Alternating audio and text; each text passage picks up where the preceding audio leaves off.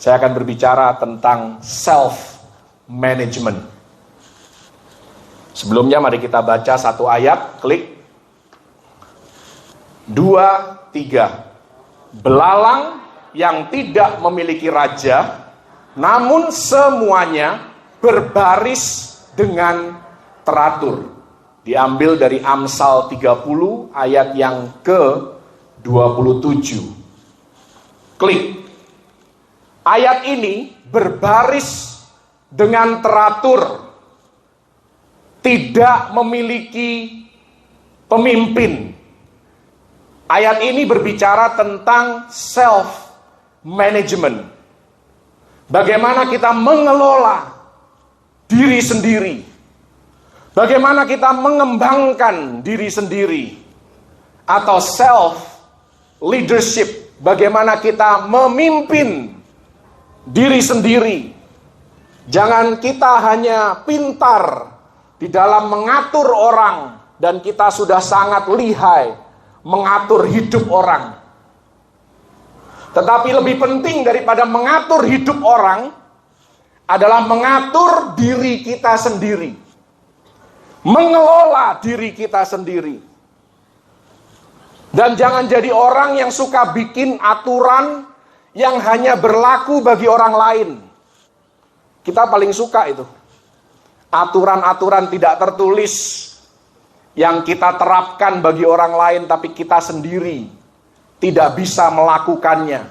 Kita sendiri tidak bisa disiplin di dalam mengikuti aturan kita sendiri yang kita terapkan bagi orang lain. Bahkan kalau orang lain tidak sesuai dengan standar kita, kita hakimi mereka.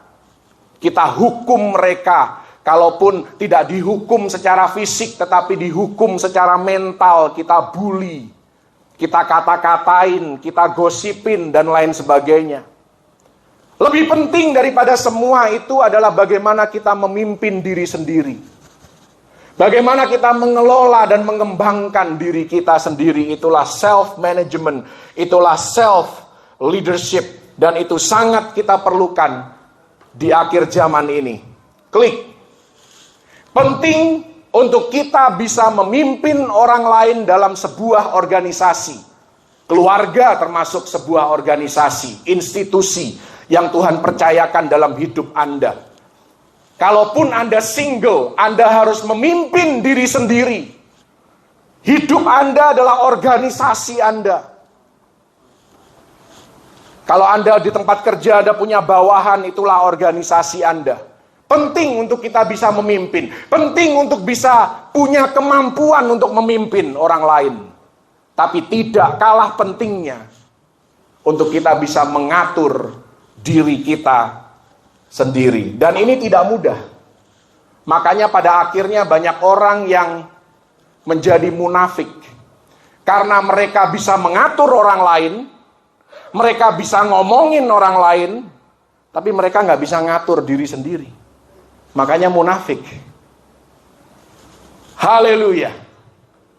Dan saya berharap hari ini firman bukan untuk orang lain, tetapi untuk diri kita sendiri. Judulnya saja self. Ya kan? Jadi jangan Anda dengar firman ini kemudian Anda berpikir, oh ini firman cocok nih buat suamiku. Cocok ini buat istriku. Oh tidak. Ini cocok buat Anda sendiri. Haleluya. Klik. Ada satu kutipannya bahasa Inggris, nanti saya berikan artinya bagi Anda, oleh Michael Hyatt.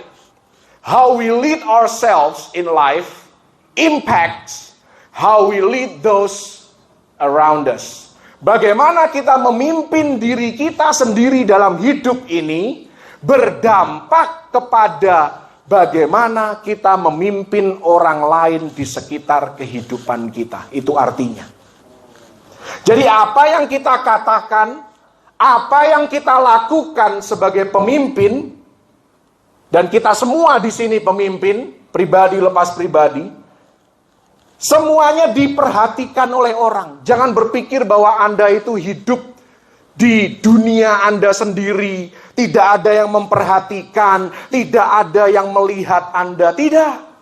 Semua hal-hal kecil yang Anda lakukan. Semua orang lihat, orang-orang di sekitar kehidupan Anda terdampak. Nah, saya berharap dampaknya positif. Tetapi tidak menutup kemungkinan juga bisa berdampak negatif kalau kita tidak waspada. Benar bahwa kita manusia yang tidak sempurna dengan segala keterbatasan kita. Kita punya kelemahan, kita punya kekurangan. Terkadang kita bukan pengaruh yang baik bagi orang-orang di sekitar kehidupan kita. Tetapi saya berharap itu bukanlah satu kebiasaan. Itu bukanlah satu pola dalam kehidupan kita, tetapi hanya kasus. Kalau kasus kan hanya terjadi sesekali. Tapi kalau itu sudah kebiasaan telat, kebiasaan tidak disiplin, kebiasaan pelit, ya itu kebiasaan. Dan itu berdampak negatif kepada orang-orang di sekitar kehidupan Anda. Berapa sering kita mendengar keluh kesah beberapa orang di sekitar kehidupan kita yang berkata, dia saja boleh. Kenapa aku nggak boleh? Ya kan? Itu karena kita tidak self-manage dengan baik. Makanya penting sekali bagaimana kita mengelola diri kita sendiri. Kita nggak bisa ngomong, ya udahlah, terserahlah orang mau ngomong apa. Anda nggak bisa ngomong itu. Apalagi kalau Anda seorang pemimpin yang dipercayakan bawahan, yang dipercayakan anak buah, yang dipercayakan sebuah organisasi dalam kehidupan Anda. Nggak bisa. Saya nggak bisa datang ke kantor telat-telat kemudian saya menuntut anak buah saya. Kamu harus datang on time dong. Nggak bisa.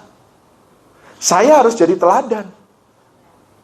Bisa sih, Anda paksakan dengan otoriter Anda, bisa. Tapi orang melakukannya karena mereka takut sama Anda. Bukan karena respect terhadap Anda. Saya datang ke kantor jam 7 pagi. Anak buah saya nggak ada yang lebih pagi dari saya. Rata-rata mereka jam 8, setengah 9. Ada yang jam 9, memang diperbolehkan peraturan kantor.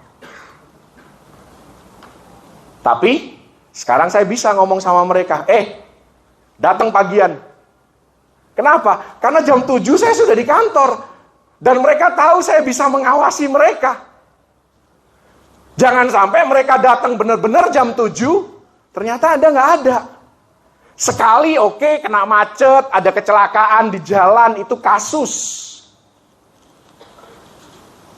Tapi kemudian Anda menuntut orang lain untuk berubah, tapi Anda sendiri tidak mau, ya lama-kelamaan maleslah mereka dengar Anda. Benar nggak? Jadi pada akhirnya bukan hanya berdampak negatif terhadap mereka yang Anda pimpin, tetapi juga berdampak negatif terhadap Anda.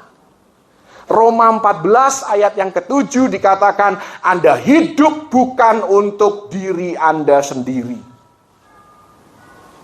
Jadi nggak bisa Anda ngomong, ini kan hidupku. Ngapain kau atur hidupku? Loh, kalau Anda seorang pemimpin, dipercayakan Tuhan, ya hidup Anda dipelototin banyak mata.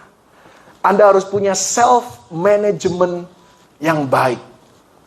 Haleluya. Saya berharap Anda semangat dengar firman ini. Siap nih. Pasti ada bagian yang gua kena nih. Gitu dong. Siap. Itu namanya, siap. Bukan hanya Anda kok, saya pun belajar. Kita sama-sama belajar.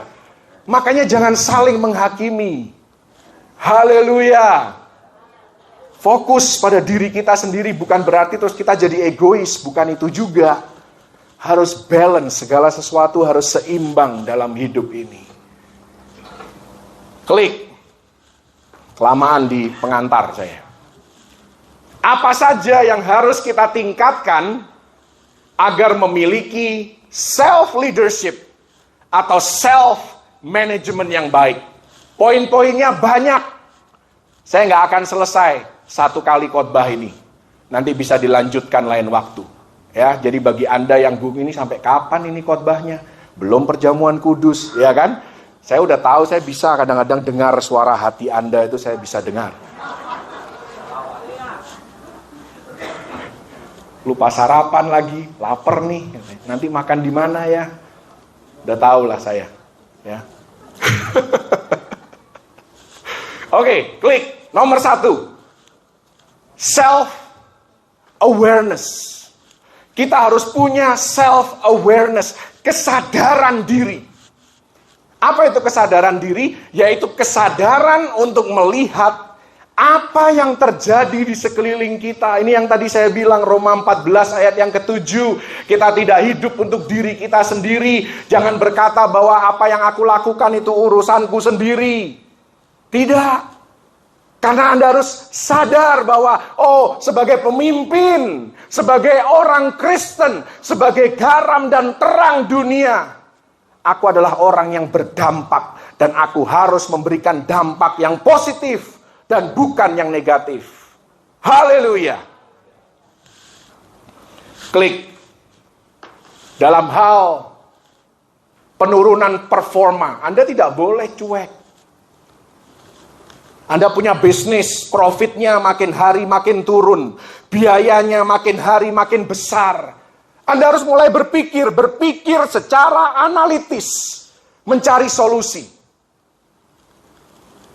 Terkadang masalah itu memang kita perlu hikmat, dan hikmat datang dari doa. Tapi kalau Anda hanya doa, dan Anda tidak melakukan tindakan apa-apa di dunia nyata ini, tidak akan ada yang terjadi. Anda sudah punya hikmatnya, lakukan. Manifestasikan hikmat itu.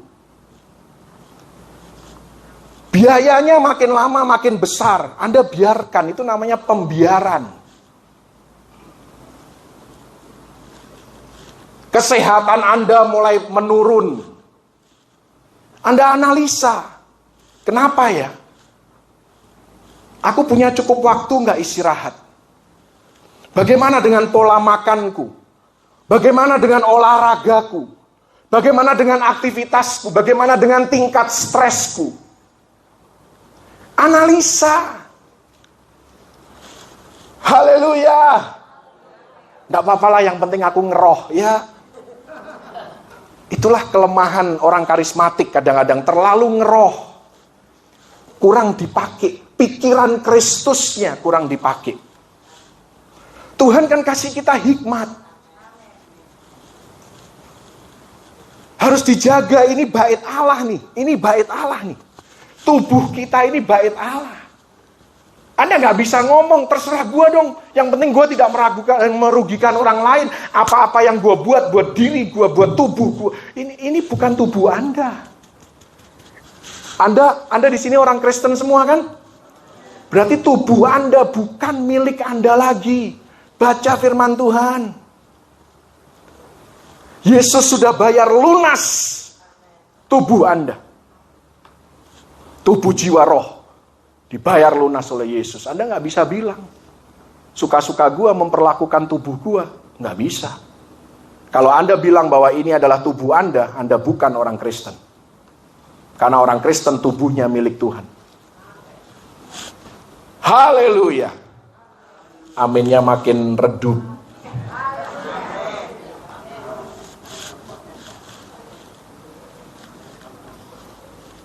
Haleluya. Jemaat mulai berkurang di gereja. Itu harus ada alarm.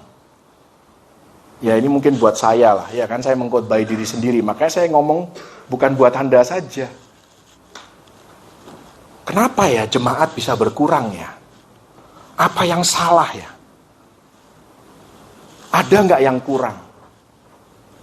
Evaluasi, analisa. Nggak ada salahnya kok orang Kristen menganalisa. Jadi jangan cuman hidup itu mengalir bersamamu. Ya, Memang sih mengalir dalam hal ini kita menjalani hidup ini, apapun yang diperhadapkan kepada kita, kita hadapi, kita jalani, kita bertumbuh melalui semua itu benar mengalir. Tapi bukan mengalir asal-asal, nggak melakukan apa-apa yang harus dilakukan. Itu bukan mengalir, itu mengawur. Haleluya. Mungkin Anda yang sudah biasa terlalu ngeroh akan dengar khotbah ini seolah-olah ini khotbah kedagingan. Ya nanti Anda cek firman Tuhan deh. Apa yang saya ngomong ini ada nggak di firman Tuhan? Berpikir secara analitis, mencari solusi, cari akar masalahnya itu apa.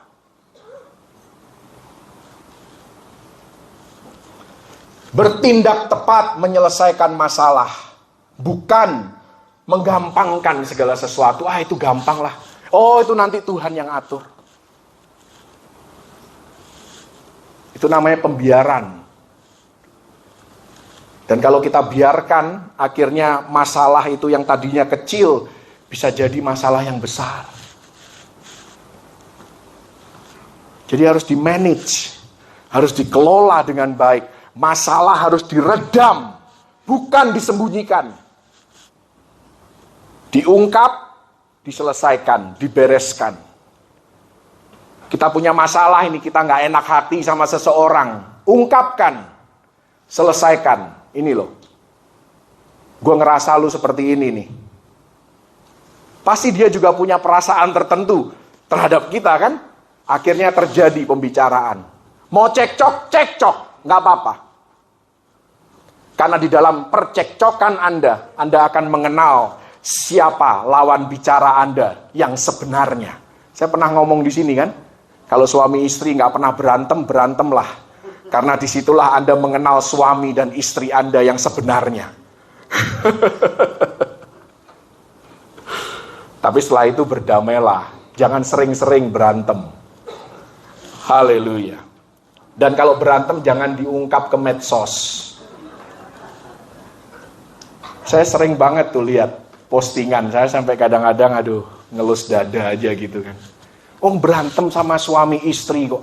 Masuknya ke Facebook, seluruh dunia harus tahu kalau mereka lagi berantem. Ngapain coba? Nggak ada sih di sini, nggak ada. Mungkin saya nggak tahu. Ya, bukan nggak ada, nggak tahu juga. Jadi orang kita harus bisa mengoreksi diri sendiri. Kita harus mengadakan rapat dengan diri sendiri. Makanya harus punya waktu sendiri untuk rapat, bukan untuk ngelamun. Rapat. Renungkan, kira-kira aku buat salah apa ya? Apa hal yang bisa aku perbaiki? Bagaimana besok bisa lebih baik daripada hari ini? Habis ngomong sama orang itu tersinggung. Tadi aku ngomong apa ya? Bagian mana ya yang membuat dia tersinggung? Mungkin aku perlu klarifikasi. Itu namanya self-management. Bukan selalu menyalahkan orang yang tersinggung. Dia yang tersinggung, pasti dia yang salah. Belum tentu juga, belum tentu. Mungkin ada ucapan kita yang menyakitkan, yang tidak semestinya, yang tidak pada tempatnya. Kita koreksi dong diri sendiri. Terlalu banyak orang merasa dirinya itu disukai banyak orang, padahal tanpa sadar dia itu sebenarnya toksik.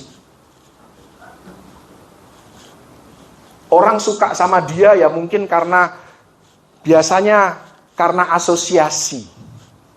Oh, karena dia ini temannya siapa? Ya udahlah, karena kita sama temennya ini baik, ya sudahlah kita terimalah karena mereka berteman juga.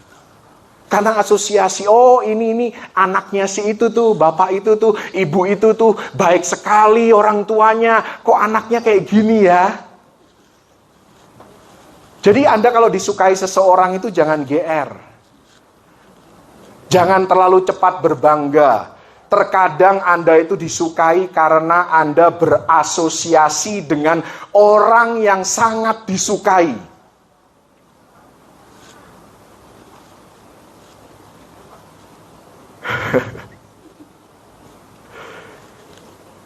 Anda disukai di kantor. Tunggu dulu.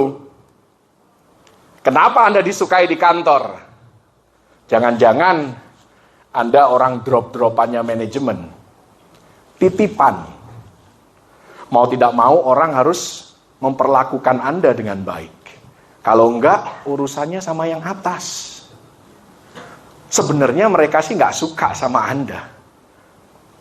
Makanya, sekalipun Anda disukai orang karena asosiasi, tetap kita harus menjaga perilaku kita, jaga ucapan kita. Supaya apa? Supaya orang-orang yang berasosiasi dengan kita, yang berkaitan dengan kita itu, terjaga nama baiknya.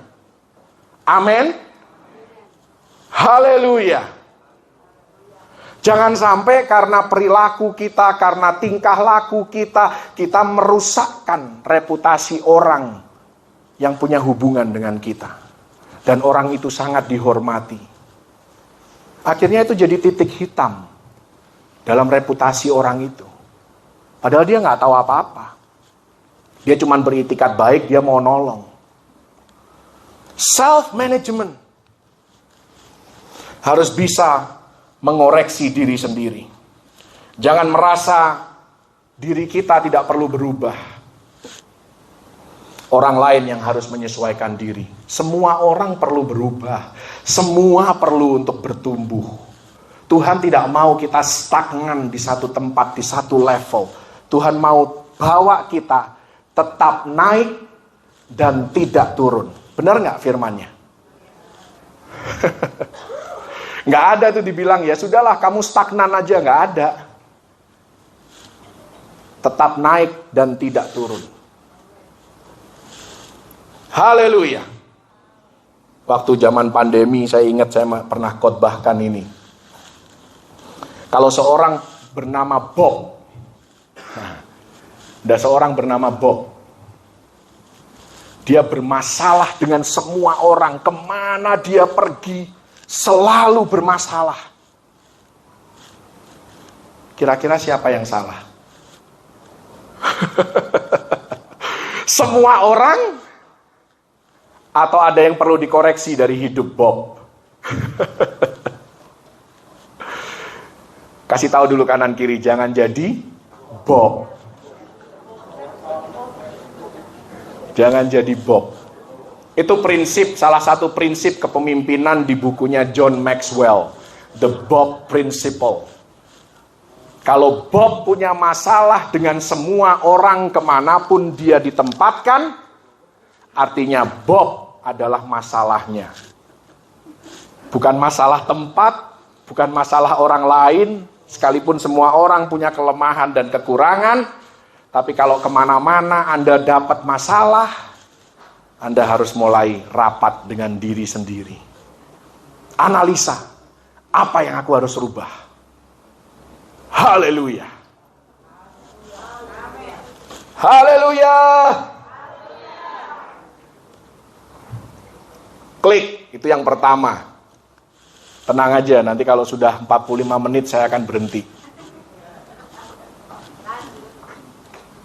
Kalau bisa sebelum 45 menit. Karena saya nggak suka juga berdiri lama-lama di sini, saudara. Yang kedua, self-responsibility. Katakan dulu, self-responsibility. Ya, nggak apa-apa, ngomongnya belepotan juga nggak apa-apa, belajar bahasa Inggris. Artinya, bertanggung jawab atas diri sendiri. Jangan cuma mau nanggung yang jawab orang lain. Jangan juga hanya mau menjawab yang tanggung orang lain. Harus tanggung jawab. Artinya adalah kemauan kita untuk mengambil tanggung jawab. Jangan seperti yang dapat 1 talenta. Dapat 1 talenta nggak masalah sih. Anda yang punya 5 luar biasa, punya 2 dahsyat, punya 1 jangan minder. Setia dalam perkara kecil. Lakukan apa yang Tuhan percayakan dalam hidup Anda. Tapi dalam kisah Matius 25, yang dapat 1 talenta bukan hanya malas. Dia menyalahkan orang yang kasih talenta, bayangin. Dia menyalahkan Tuhan yang kasih talenta. Keterlaluan loh.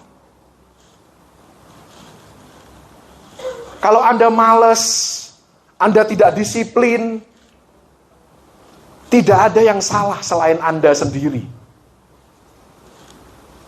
Jangan pernah ngomong, oh karena ini begini sih, oh karena si itu. Enggak, itu pilihan Anda. Anda marah, disakitin orang. Anda nggak bisa ngomong, oh karena aku disakitin makanya aku marah. Tidak. Tidak ada orang yang bisa membuat Anda marah. Tidak ada. Selain diri Anda sendiri memilih untuk marah. Anda bisa diprovokasi, Anda bisa disakiti, Anda bisa diperlakukan tidak adil. Tapi reaksi Anda, tanggapan Anda, itu tanggung jawab Anda sendiri. Anda nggak bisa ngomong, menyalahkan lingkungan. Oh, lingkunganku kan sulit. Besar mana lingkungan Anda dengan Tuhan yang Anda sembah? Haleluya. Saya berasal dari sebuah kota yang bahkan tidak ada di peta di Indonesia. Tidak ada, nama kotanya nggak ada, peta Indonesia itu. Jarang-jarang lah, sesekali ada, tergantung skalanya. Sekarang aja terkenal karena ada kampung Inggris di sana. Kalau hari ini saya bisa hidup di Jakarta, bukan karena saya, karena Tuhan yang saya sembah. Tidak ada yang mustahil. Haleluya. Jangan remehkan Tuhan Anda. Jangan cari-cari alasan, klik. Self-responsibility artinya tidak mencari alasan. Sekalipun gagal. Bertanggung jawab. Oh ya, memang aku salah. Memang aku harus ditegur. Memang aku ada kelemahan. Rela dibentuk oleh Tuhan. Lewat siapapun, lewat apapun. Itu self-responsibility. Bukan selalu mencari alasan. Ada aja alasannya. Saya selalu ngomong sama orang kebun, karena saya bergerak di bidang perkebunan. Orang-orang kebun itu ya, saya ngomong di depan mereka.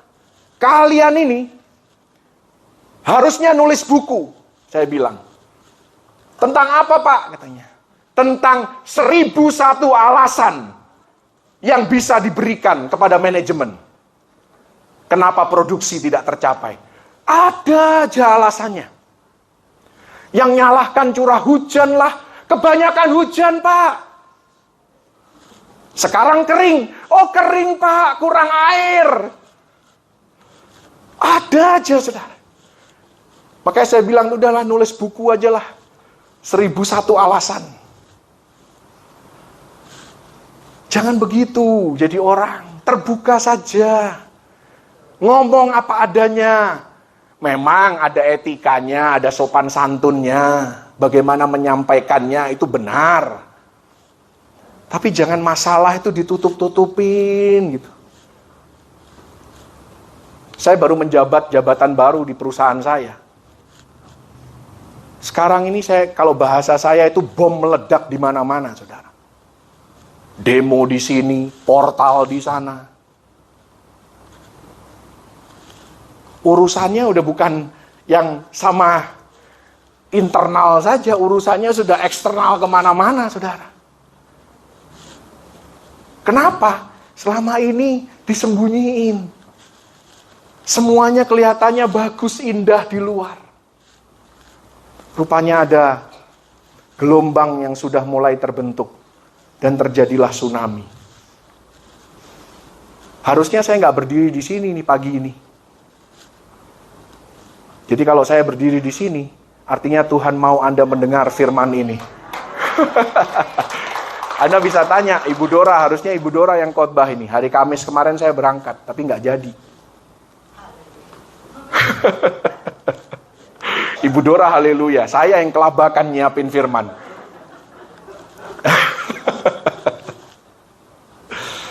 Kegagalan adalah tanda bahwa ada salah prosedur dari yang kita kerjakan. Jadi tidak ada yang namanya kegagalan itu kecelakaan, tidak ada.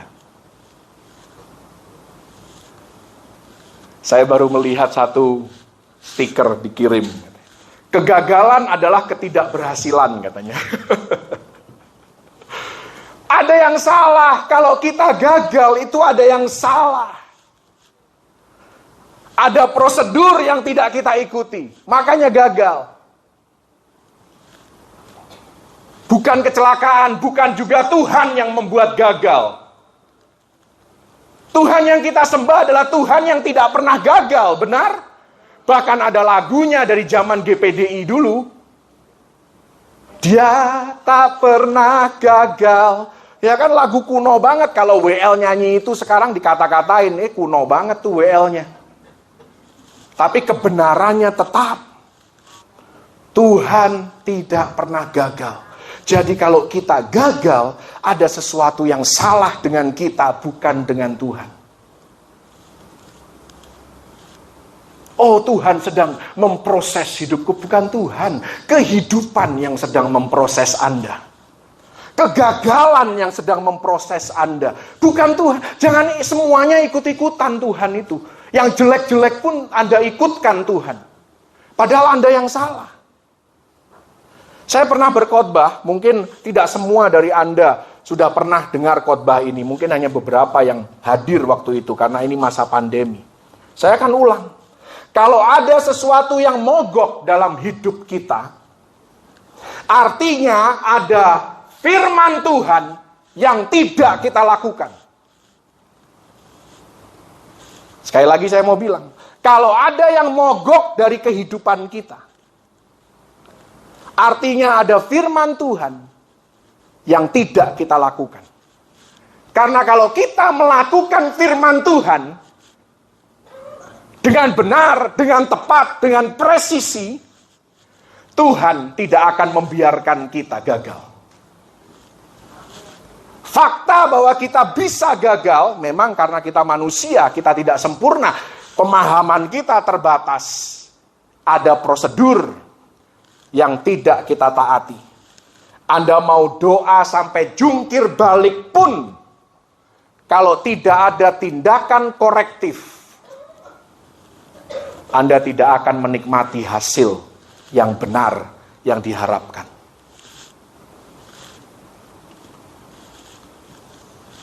Haleluya. Tapi kalau Anda mengikuti setiap prosedur dan hasilnya belum nampak, Anda sedang diuji kesabaran Anda. Anda diuji ketekunan Anda.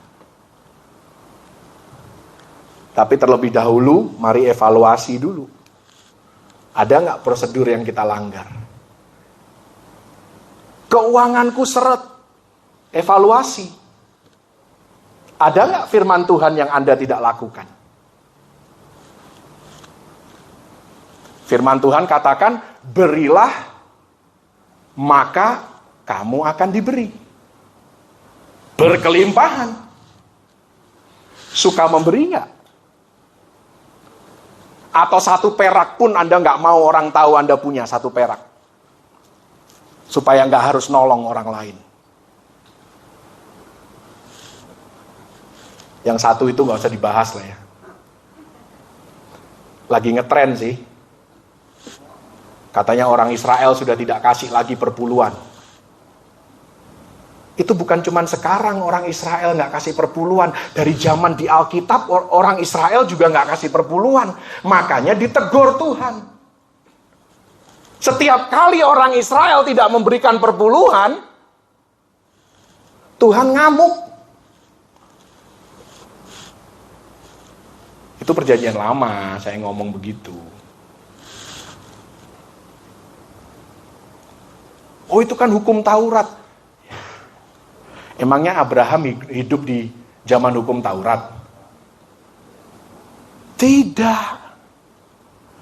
Sudahlah, masalah perpuluhan gini deh. Kalau Anda nggak mau kasih, nggak usah. Ya kan?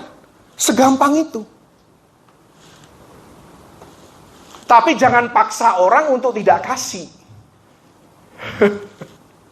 Silahkan. Itu namanya self responsibility. Tapi nanti akibatnya ya Anda tanggung sendiri.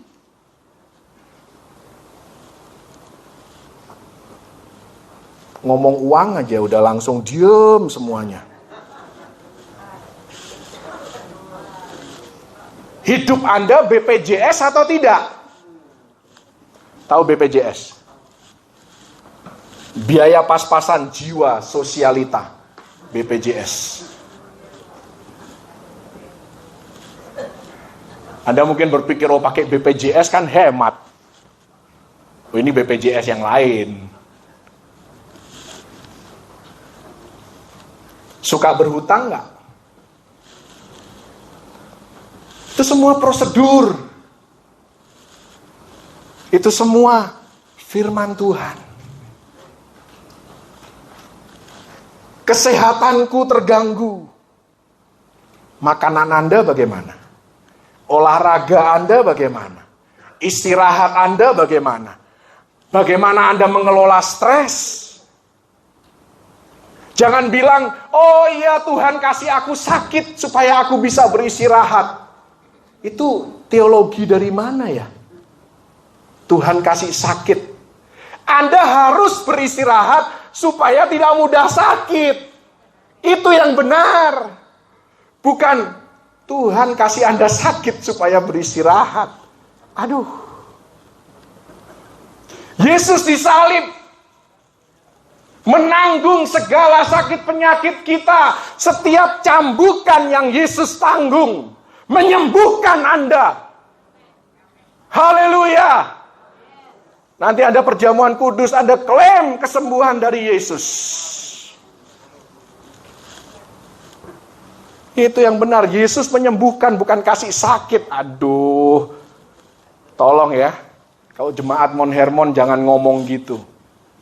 Jemaat orang lain terserah mereka lah, itu tanggung jawab gembalanya. Anda harus melindungi reputasi saya, bener nggak?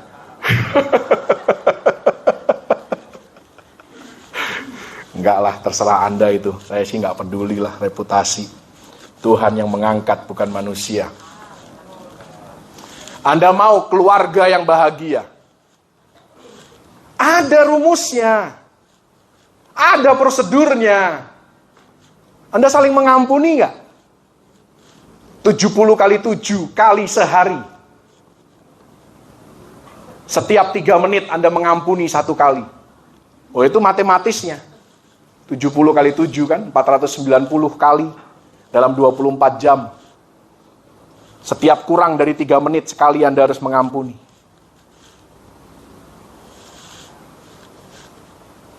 Anda saling mendoakan nggak? Atau saling membuli satu sama lain? Anda kepengen bisnis yang sukses. Bagaimana pengelolaan keuangan Anda? Bagaimana natur daripada bisnis Anda?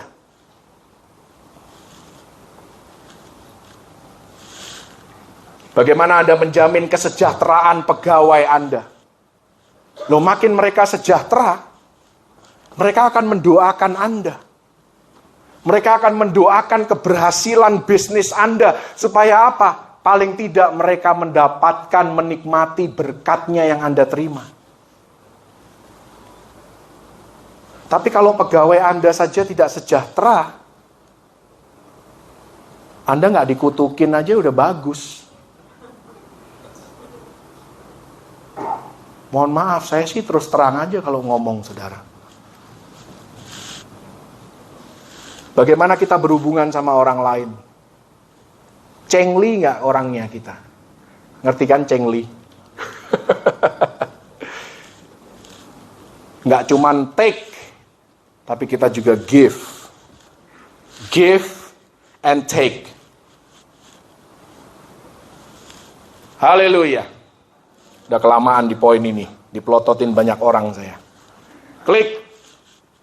Self-responsibility mencakup kemauan untuk berubah. Dan jangan bilang aku sudah cukup lah. Nggak ada. Selama Anda masih hidup, masih ada room for improvement. Ruang untuk perbaikan. Dan ketika kita berubah, sebenarnya kita sedang bertumbuh. Dan pertumbuhan tidak ada hubungannya dengan pertambahan usia. Hanya karena Anda usianya sudah senior, bukan berarti Anda dewasa. Bukan. Kelihatannya dewasa. Fisiknya dewasa. Rohaninya belum tentu dewasa. Dan pada akhirnya berhasil. Dan untuk kita bisa berubah, bertumbuh, dan berhasil, kita harus mengupgrade skill kita. Upgrade dong diri kita. Jangan ketinggalan zaman dalam hal gadget, dalam hal online itu, saudara. Harus ikut perkembangan zaman. Jangan malah teknologi dikata-katain. Wah, bikin repot aja hidup. Ya semuanya teknologi sekarang. Apa yang enggak teknologi sekarang? Klik. The moment you take responsibility for everything in your life is the moment you can change anything in your life. Momen di mana Anda mengambil tanggung jawab untuk segala sesuatu yang terjadi dalam hidup Anda adalah momen di mana Anda bisa mengubah apapun dalam hidup Anda. Tapi kalau Anda tidak pernah mau bertanggung jawab, aku begini karena si A. Oh, aku begitu karena si B. Anda selalu menyalahkan orang lain. Anda tidak pernah mengakui kelemahan dan kekurangan Anda. Anda tidak pernah mau bertanggung jawab atas perilaku dan ucapan Anda sendiri. Anda tidak mungkin bisa berubah. Titik masuk pertama untuk Anda bisa berubah adalah menyadari bahwa aku perlu berubah. Ada yang salah dengan hidupku dan aku harus rubah itu. Kenapa ya aku tidak bahagia? Masalah kebahagiaan saya mau kasih tahu ya. Dengarkan saya. Kebahagiaan Anda adalah tanggung jawab Anda sendiri. Bukan tanggung jawab suami, bukan tanggung jawab istri, bukan tanggung jawab anak, bukan juga tanggung jawab cucu, dan cicit, dan buyut, dan seterusnya. Bukan juga tanggung jawab bos Anda, bukan. Bukan juga tanggung jawab gaji Anda, besarnya gaji Anda, menentukan kebahagiaan Anda, belum tentu. Kebahagiaan Anda adalah tanggung jawab Anda sendiri. Kalau Anda terus-menerus menuntut kebahagiaan dari orang lain atau dari lingkungan, semua itu sementara. Bahkan Anda akan dan pasti kecewa. Pasti. Makanya bagi yang mau menikah, ada yang mau menikah ini di sini.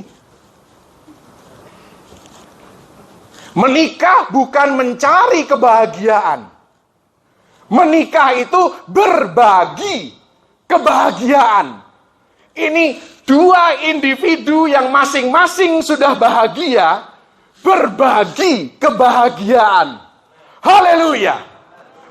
Tepuk tangan dulu buat Tuhan.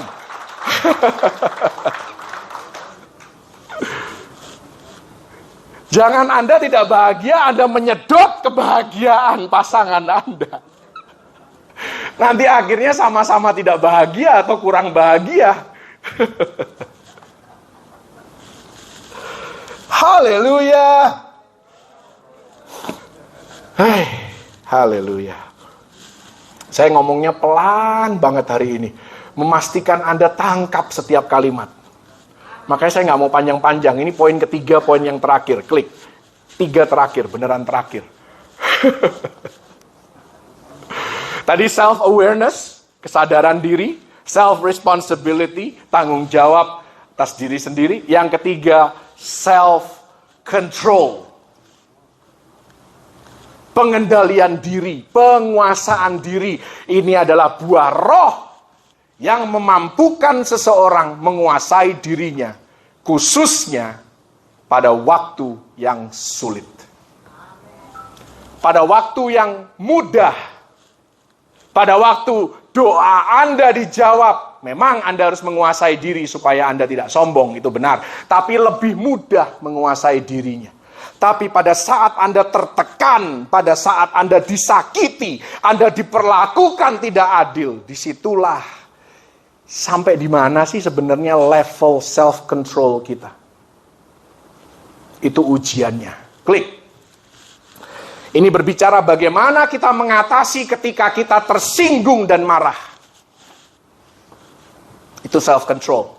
Bagaimana kita mengatasi ketika diperhadapkan ketidakadilan. Makanya tadi saya katakan, kita tidak tahu sifat seseorang yang sesungguhnya sampai orang itu disakiti, sampai muncul perselisihan, sampai orang itu dirugikan, baru Anda akan lihat sampai di mana self-control dia. Dan ujian bagi para pemimpin, kalau Anda dipercayakan Tuhan memimpin sebuah organisasi, ujiannya adalah ketika ide Anda ditolak. Nggak ada yang mau ikut, bahkan dikritik, dihakimi. Anda diremehkan, disepelekan, disitulah bagaimana Anda bisa menguasai lidah Anda, menguasai perasaan Anda, menguasai pikiran Anda, menguasai perilaku Anda. Itulah self-control. Apakah Anda baper atau Anda tegar? Namanya pemimpin, Anda tidak bisa menyenangkan semua orang. Anda tidak bisa mengharapkan disukai semua orang, nggak bisa. Anda capek sendiri nanti. Haleluya. Klik. John Wooden berkata, if you lose self-control, everything will fall. Anda kehilangan penguasaan diri, segala sesuatu gugur. Saya sering nonton turnamen olahraga, terutama yang besar-besar, tenis, basket. Pemain yang paling hebat sekalipun sedunia, begitu mereka kehilangan kontrol atas emosinya, kemungkinan besar dia akan kalah. Jadi turnamen-turnamen besar itu sebenarnya ditentukan oleh 1-2 momen saja sebenarnya. Karena mereka sudah sama-sama hebat, sudah sama-sama konsisten. Tapi 1-2 momen bisa menguasai emosi, mereka kalah mental. Disitulah permainan mereka sudah berubah. Yang mengontrol mereka emosi, bukan lagi skill mereka. Karena itu kita harus hati-hati. Dan kutipan yang kedua, klik. Itu ada di bawah kontrol Anda. Inilah pentingnya kita punya Roh Kudus di dalam diri kita. Roh Kudus itu yang suka menahan kita, supaya tidak meledak. Haleluya. Ini yang tadi saya katakan, tidak ada seorang pun yang membuat kita marah. Hanya diri kita sendiri. Karena itu perlu self-control, self-awareness, self-responsibility. Marah itu manusiawi, baper itu manusiawi. Tapi saya mau katakan lebih banyak mudaratnya dibandingkan manfaatnya. Karena itu lebih baik kalau Anda sudah nggak tahan, sudahlah. Masuk kamar, kata firman Tuhan kan. Anda mau teriak, tutupin bantal dulu tuh, teriak sana. Jangan teriak di medsos. Malah ketahuan sifat Anda kan. Oh, ini orang suka marah-marah rupanya gitu kan. Haleluya.